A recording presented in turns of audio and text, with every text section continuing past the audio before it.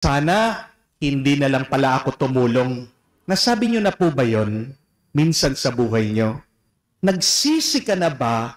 Bakit tumulong ka pa? Bakit ikaw na nga yung gumawa ng mabuti, ikaw pa ang ginawang masama ng iba? Nakakalungkot pong isipin, totoong nangyayari ito sa atin. Minsan, ikaw na nga ang nagmalasakit, ikaw pa ang ginawang mali. Minsan, ikaw na ang nagmalasakit, hindi ka na nga pinasalamatan, ikaw pa ang siniraan. Hindi naman bulag ang Diyos sa mga masasamang ginagawa ng ibang tao sa atin. Tandaan nyo yan.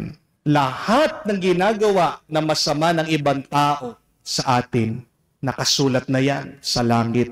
Alam ng Diyos, lahat ng luha mo, hirap mo, sakit ng loob, lahat ng mga pagsubok na pinagdadaanan mo, nakikita lahat yan ng Diyos.